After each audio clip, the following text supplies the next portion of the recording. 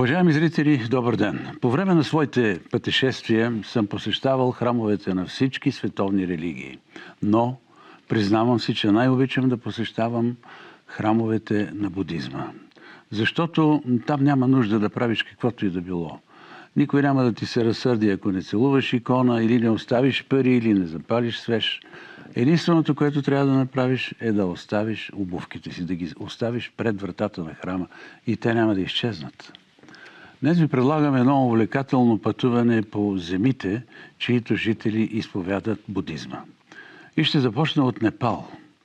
Едно от названията на тази страна е Шангри-Ла, което в превод означава небесна красота и е напълно подходящо за нея. Но тя е, както ще се убедите, много повече. На санскрит думата Непал означава жилище в подножието на планината.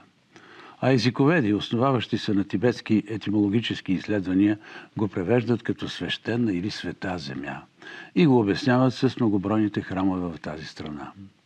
Когато се озове тук, пътникът разбира, че туристическите проспекти и бюра не са му казали всичко. Някои от тях твърдят, че Катманду се намира едва ли не в сянката на Еверест, което не е вярно. Други го описват като мека на хипитата, което вече отдавна не отговаря на истината. Аз виждах в необятната долина само хора, заети с грижата за насъщния, добиван очевидно с много труд и усилия.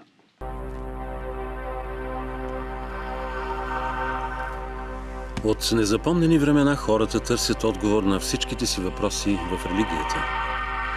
От вековете отправят поглед към небето, надявайки се да открият истината за себе си. Всяко познато учение претендира за универсалност и търси корените си далеч назад в зората на човечеството.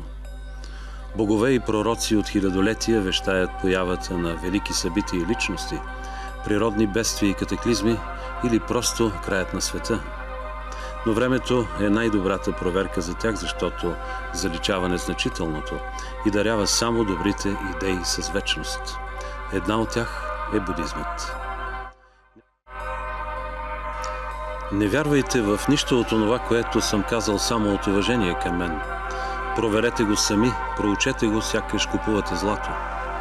Думите на Гаутама, изречени преди 2500 години, и днес звучат като безспорна истина. Мъдър съветник на питащите, Буда остава в историята като откривателят на безсмъртното. За него спасение е преди всичко избавлението от жаждата, от желанието да бъдеш и да имаш. Векове владял умовете и сърцата на хората в Азия, днес будизмът е не по-малко известен, защото се основава на разума.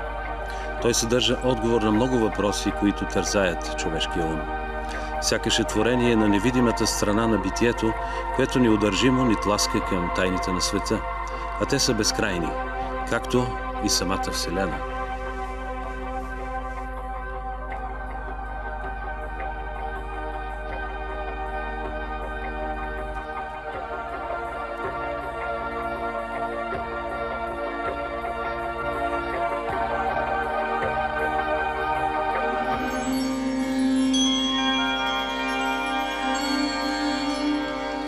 Имало едно време един принц, роден в малко княжество в подножието на Хималайте. Той се появил на бял свят, докато майка му Майя Гаутама от рода Шакя пътувала за родния си дом. Това се случило в една дъбрава край непалското селце Лумбини, тук в Тераите. Нарекли мъжкото отроче Сидхарта и му отредили да поеме властта на баща си в княжеството, но съдбата отсъдила друго. Детството и младостта си Гаутама прекарал в разкош. Тук, сред зеленината на джунглите на Тераите, той се опивал от живота, наслаждавайки се на благата му. Но твърде рано тежестите и тайните на този свят започнали да гнетят Гаутама. Въпросите от живота предизвиквали тревога у него. Гледката на нещастията събудила размисли за стремежите на човечеството. Легендите разказват, че Гаутама Буда бил дълбоко потресен, когато по времето на едно пътуване се сблъскал с преходността. Той видял старец прегърбен на две, после друг, болен и немощен. Накрая бил покрусен от гледката на траурно шествие с мъртвец. Тогава узнал, че самия той не може да избегне старостта, болестите и смъртта. Така достигнал до извод, който по-късно ще стане важен аспект в учението му, че нетрайността на всички неща помрачава радостта от тях.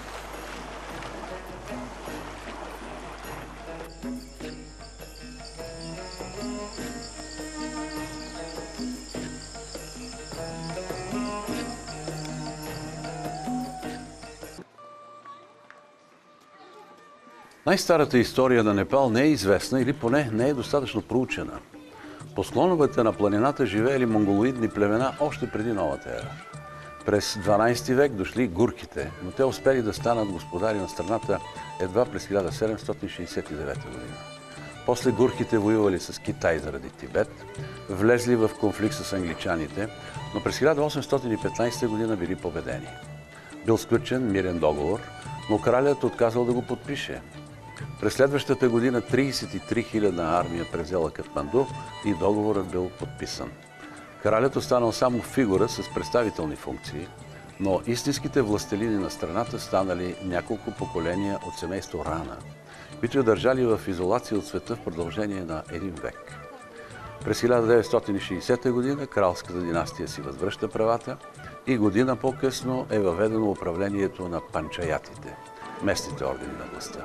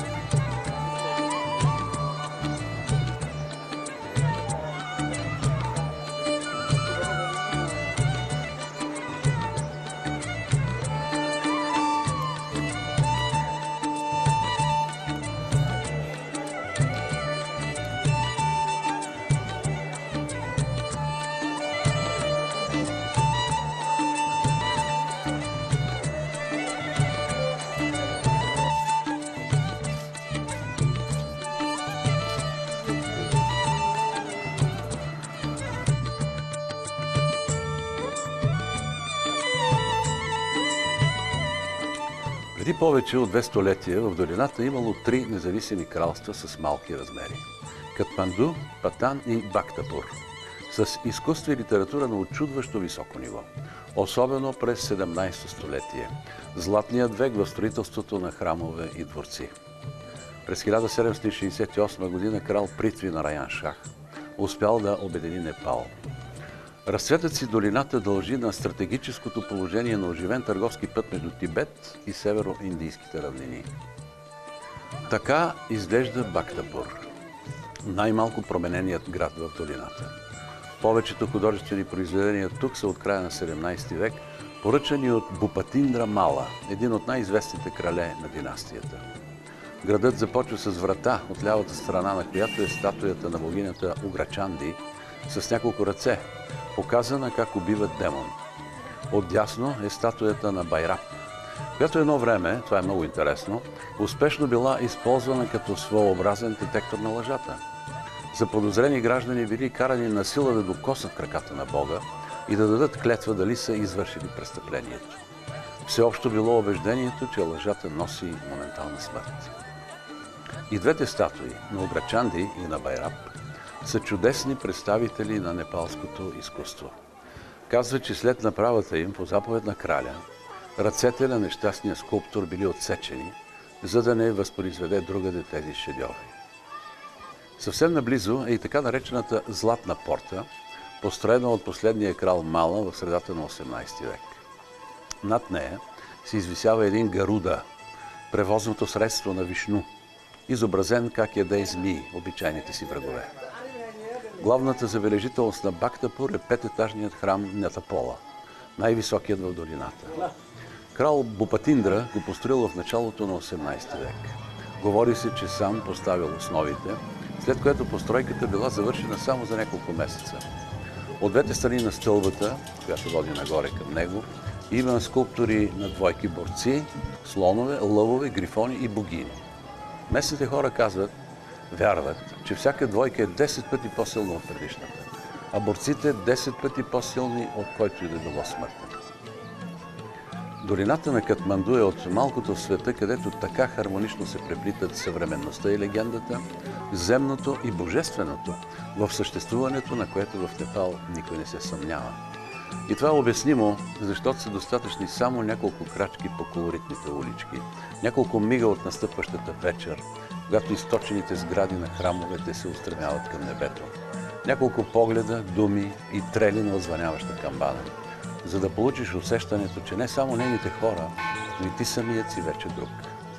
И обхванат от необяснима носталгия по непостижимото, да се опиташ да задържиш всеки от отлитащите безвъзвратно мигове на време.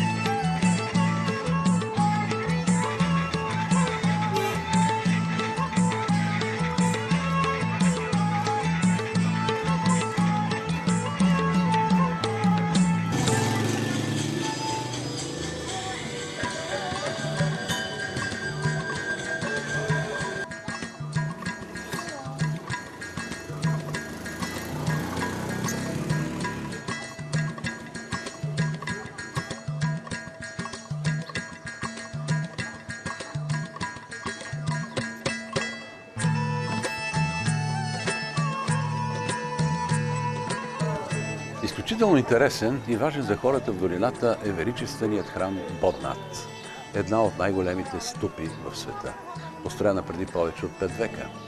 Легендите твърдят, че в нейните основи са вградени костите на самия Кашяпа Буда. Службата и тук, както във всеки будистки храм, практически е напълно механизирана. Достатъчно е да се завърти молитвеният барабан, а най-добре всички барабани, които обграждат подред, и можете да бъдете сигурни, че вашата молитва е достигнала небесата. Затова допринасят и молитвените знамена. Това са флагове, привързани към шнурове, единият от които е прикрепен към върха на ступата. На всеки флаг са отпечатани молитви, които вятърът непременно ще отнесе на небето. Не е задължително да се помнят наизуст молитвите, не е необходимо даже да се знаят. Всичко ще направи за вас молитвеният барабан или вятърът.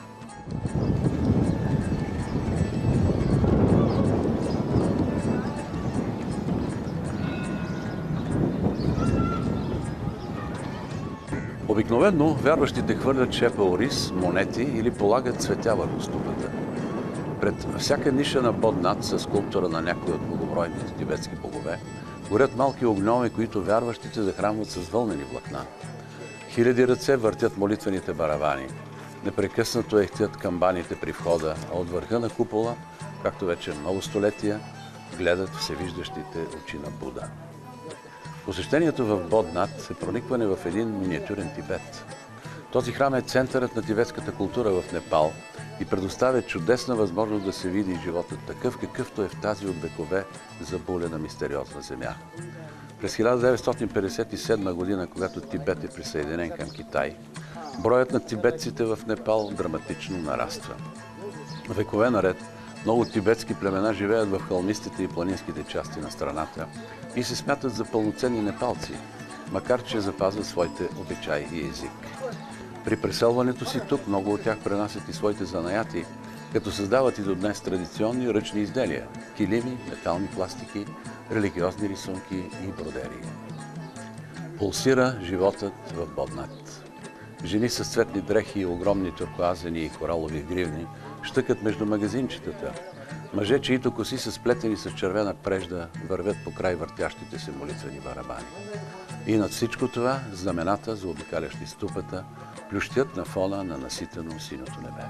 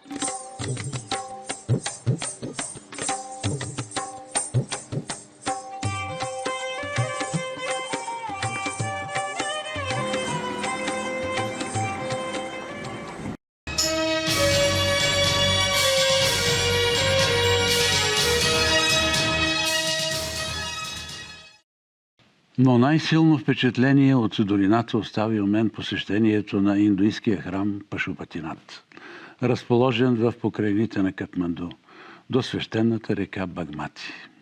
Той е не само един от най-древните и най-почитаните, но и от най-красивите храмове в индуистския свят. Местните историци, изхождайки от древните текстове, твърдят, че към 533 година Пашупатинат вече е съществувал. И сега ще добавя нещо.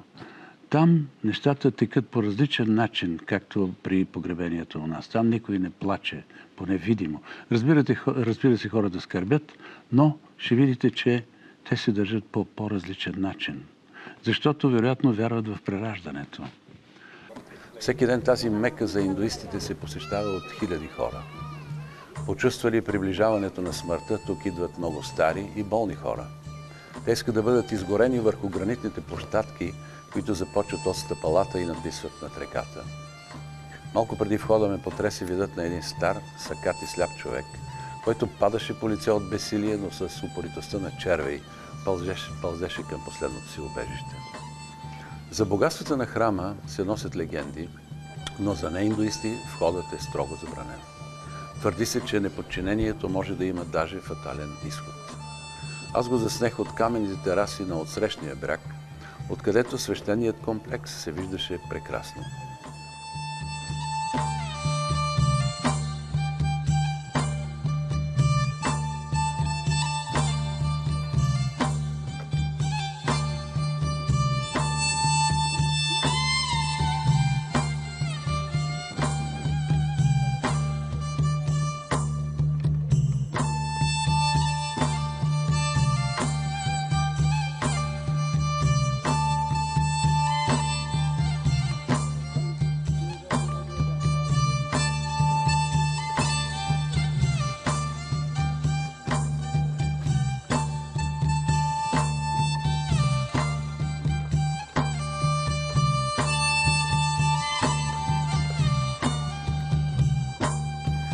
Непосредствено над площадките за кремация, където димяха няколко клади, е импровизираният хотел, последното земно прибежище на болните и очакващите смъртта, които искаха да умрат в място, почитано от индуистите като свещено, целомъдрено и чисто. И досега не е точно установено кога будизмът е получил разпространение в долината. Ако се вярва на легендата, именно индийският цар Ашока, който издигнал ступите в Патани Бхактапур, положил неговото начало.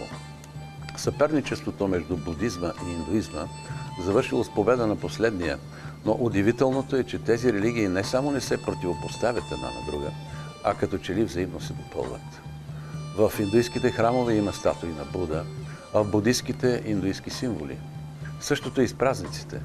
Боговете в Непал са огромен брой, някои от тях имат много имена и да се запомнят всички е невъзможно, но все пак преобладават поклонниците на трите основни божества – Брама, Шива и Вишну, както и на Буда. Минават годините, а Пашупатинат продължава да живее своя живот, както много векове по-рано. Все така в каменните ниши водят аскетичен живот садху, светите хора, които стоически търпят студ и зной, проливни дъждове и вятър, в очакване на единственото благо – смъртта в Пашупатинат. Димят огньовете, на които изгарят труповете, чието прах после поема през живописните планински падове дългия път към Ганг, реката майка.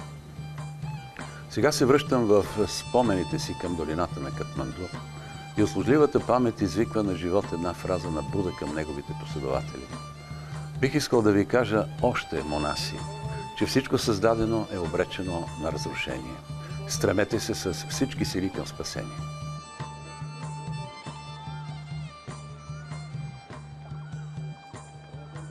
Странна е долината на Катманду, даже с името си, от което лъха древност, но и очарование и жизненост. Ако поискат от мен да кажа какво именно е тя, не бих могъл да отговоря с една дума. Може би това е скромността на хората или хармонията, преплела в невъзможно на пръв поглед, но неповторимо единство, красота, противоречие и съвременност. Все неща, които не могат да бъдат разказани с думи.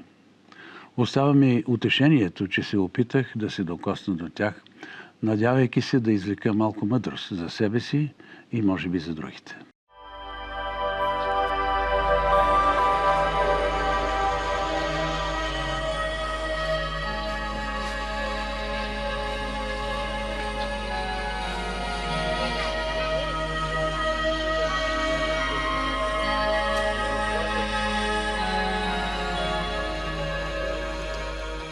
Друг будистки храм ни връща в началото на нашата ера в Непал. Сваямбунат е по-стар от самия град Катманду и до днес е неговата най-голяма забележителност. Легендата разказва, че някога на мястото на долината се простирало езеро. За него научил най-първият от първите буди и решил да отиде на поклонение. Когато пристигнал, видял, че никъде наоколо не расте лотос. Взел един корен от това растение, благословил го и го хвърлил в езерото с думите: в бъдеще от този корен ще израсте лотосов цвят, а над него ще се появи сияние. Там ще изникне неголям хълм, а после и храм, посветен на бога Сваямбу, което означава самороден. Оттам завинаги той ще се зърцава плодородната низина с всевиждащите очи на Буда.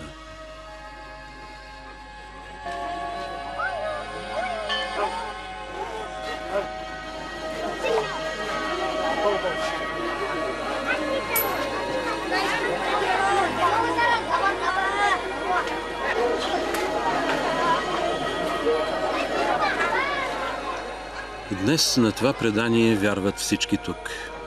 Непал е страна, където миналото се преплита с легендата, а истината с художествената измислица. Край ступата Сваямбунат сякаш историята продължава своя разказ за малкия принц, роден за да промени света с делата си. Причините младият Гаутама да поеме широкия свят не се тълкуват еднозначно. По това време обширната индийска територия дава простор на способността на човека да създава богове. Духовната атмосфера била наситена от много противоречиви теории и догадки. Не съществували общоприяти принципи, имало различаващи се възгледи, всеки търсил своя бог.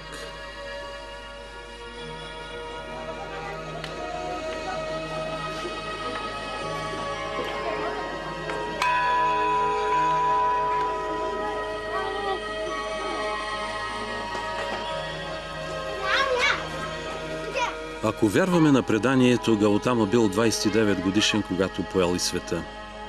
Още бях млад и тъмнокос, казва той, в разцвета на младежката си сила, когато против волята на ридаещите си родители отрязах косата и брадата си, облякох жълтата одежда и поех по пътя на бездомника. Потиснат от празнотата на сетивния свят, той се отказва от богатството и благата на двореца, за да се отдаде на размисъл за вечното и да открие спасение за своите близки. В съответствие с древния обичай той напуска дома си и става аскет. Гаутама прекарал 6 години в търсене на неподвластното на закона на преходността.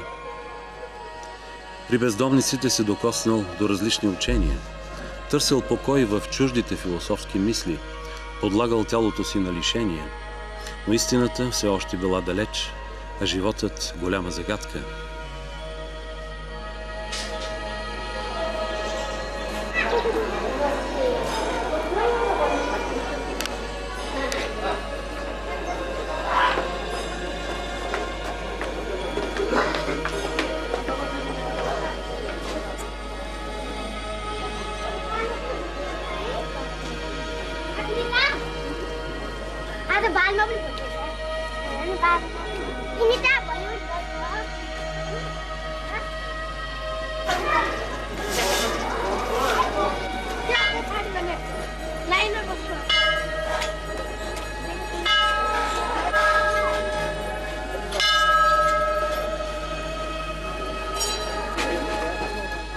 Много още биха могли да разкажат камъните на този най-древен в будистския свят храм за обвитата в легенди, закътана в недрата на Хималайте страна. В Непал ступите олицетворяват свещената планина Мер, която се смята за център на Вселената. Вече много векове, без умора, денем и нощем, огромните очи на Буда бдят над голямата долина на Катманду. Всички вярват, че те пропъждат злите духове на този старинен и застинал във времето пейзаж.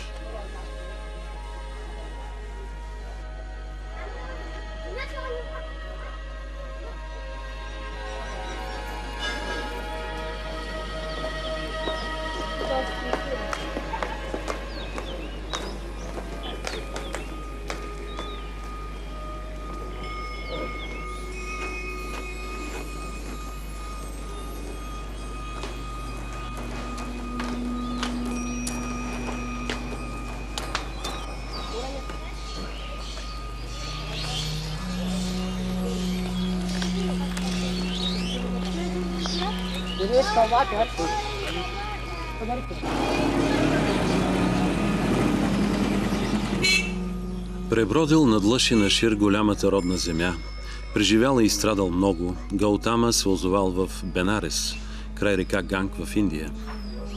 След 6 години лишения и аскетизъм той разбрал, че този метод е напълно безплоден. Пречистил тялото си чрез въздържание, усъвършенствал ума си със смирение и укрепил сърцето си с самота. Гаутама се обърнал към красотата на утрото, великолепието на слънцето и богатството на природата с надеждата да намери истината за живота.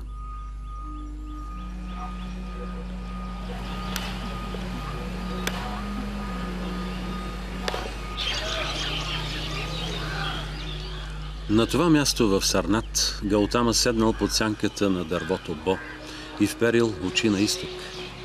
Умът му бил устремен към една единствена цел – да постигне висше и абсолютно знание. Прекарал така 7 седмици. Един ден, размишлявайки, той получил просветление след дълги години непрекъснати търсения и решил да посочи на обречените пътя към вечното щастие.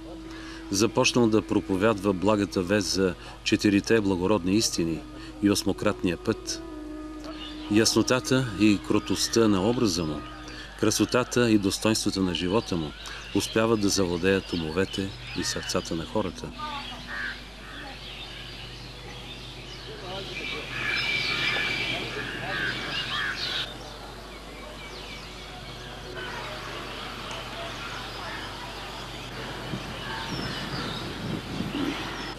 Малката свита от ученици на Гаутама едва ли успяла да предусети, че от Сарнат е тръгнало движение, което ще има световно значение.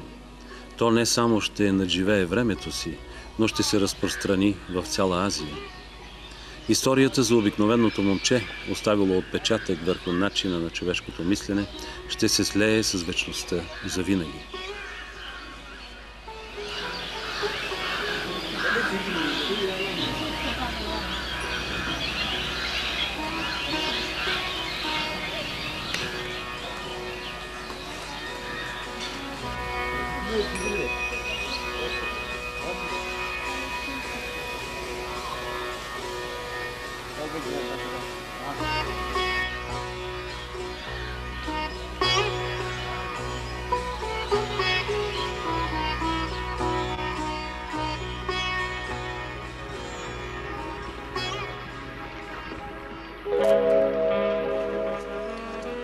Будизмът се появява в Тайланд през 3 век преди нашата ера, когато учители от школата Теравада били изпратени тук от индийския цар Ашока. По-голяма част от класическото изкуство на таите – архитектура, живопис и ранна литература – се развива в съгласие с постулатите на това учение. Безспорно най-забележителната сграда в Банкок е храмът на нефритения Буда. Той е събрал всички архитектурни особености на един манастир, но тук е личният параклис на монарха.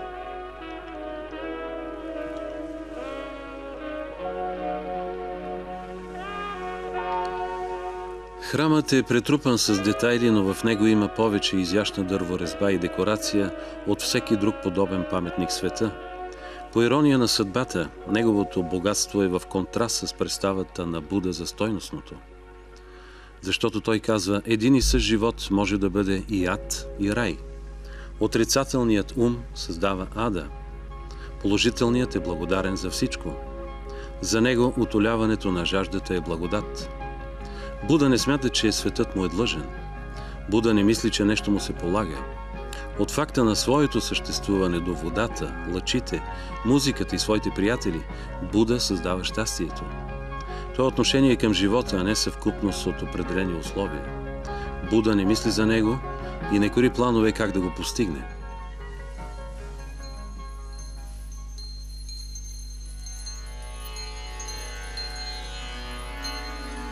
Френският пътешественик Мишел Песел пише, че когато човек опознае Бутан, е обречен винаги да се чувства чужденец в собствената си страна. И наистина, може би само приключенията на Алиса в страната на чудесата могат да се сравнят с преживяванията на посетителя тук. Ом Мани Падме Хум е част от задължителните будистки текстове за монасите Бутан. Дословно преведено това означава «Ти, скъпоценен камък в цвета на лотоса». Така посрещат във всеки дзон тук, който представлява крепост и манастир едновременно. Едно от най-значимите събития в тази долина е религиозният празник Паро Че Чу.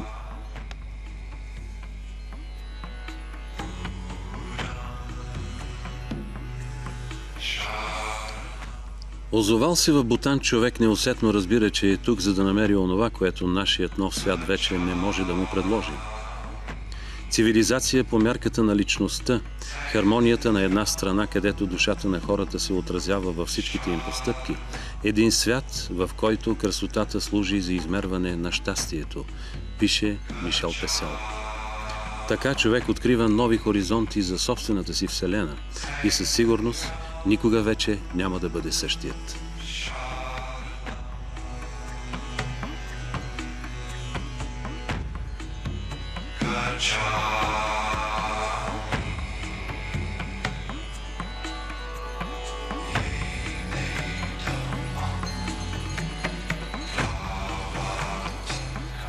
Да бъде благословен Буда Амида.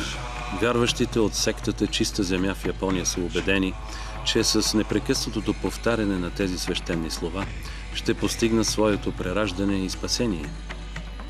Един от най-старите храмове на тази секта е Джоренджи, основан преди около 8 века. Бронзовата статуя на Буда Амида, в него известна като Токийската голяма Буда, и е място за поклонение от векове насам. В храмовия комплекс се намират каменни статуи на известната феодална фамилия Тодо, както и на множество божества от будистския пантеон.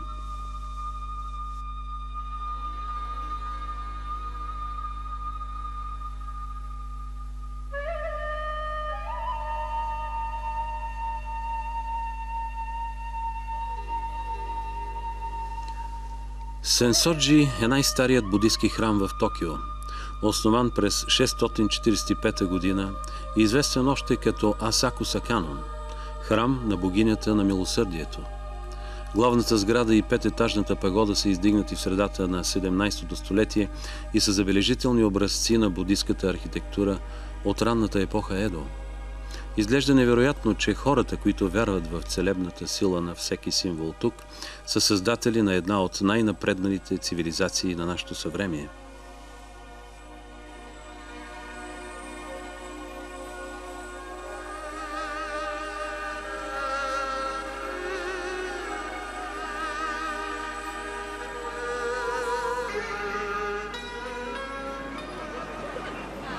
Въздействието на Буда и неговото учение обхваща различни културни кръгове. От Индия будизмът достига до Цейлон, Централна Азия и Китай, после Корея, Япония и Индокитай, Ява и Суматра, Тайланд, Бирма, Тибет и Монголия. Превръщането му в исторически първата световна религия се дължи на много фактори. Една от причините се крие в това, че той съществува заедно с местните култури и вярвания на страните, в които се разпространява. Учението на Буда навлиза в Китай през 7 век от нашата ера. Един от известните паметници в град Сиан, пряко свързан с будизма, е пагодата на голямата дива гъска от времето на династията Тан. Според преданието, великият император от династията пратил един от приближените си монаси с благородна мисия на далечно и опасно пътуване. Трябвало да стигне до Индия, да овладее и пренесе в Китай учението на Буда, за което владетелят бил чувал велики слова. Така и станало. Монахът Тан Суян Джуан прекарал 17 години в изучаване на новата вяра. Пренесъл в Китай 60 свещени писания, които превеждал цели 19 години на разбираем за народа език.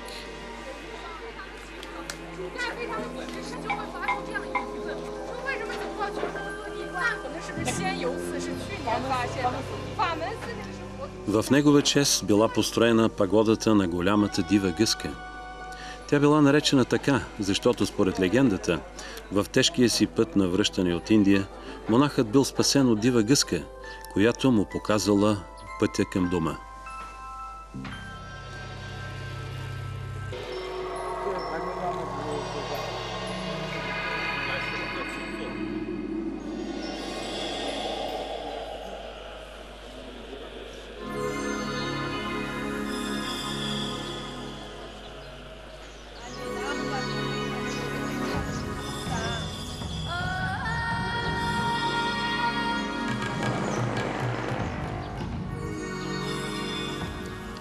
Лама Темпъл е може би най-големият действащ будистки храм в Пекин.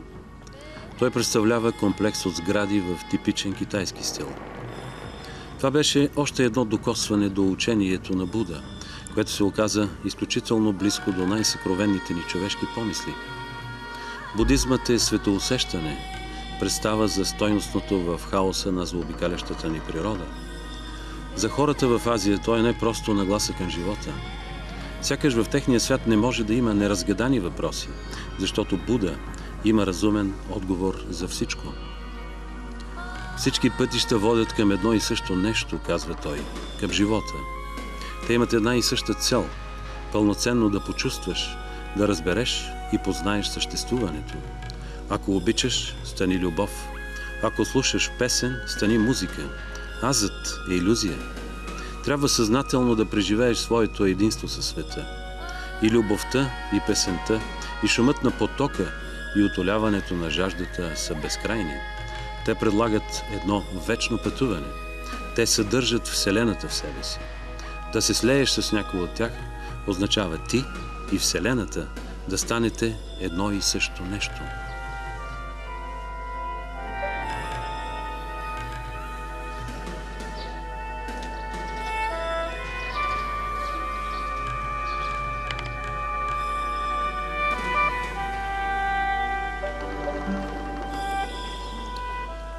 Посветил живота си на хората, оставил им учение, което да ги направлява във времето, дарил ги с мерило за собствените им грехове. Учителят на хората и боговете е обречен да се слее с вечността. Така трогателната история за момчето от Тераите променило начинът на човешкото мислене, се превръща в красива легенда, на която е съдено да съпровожда човечеството завинаги.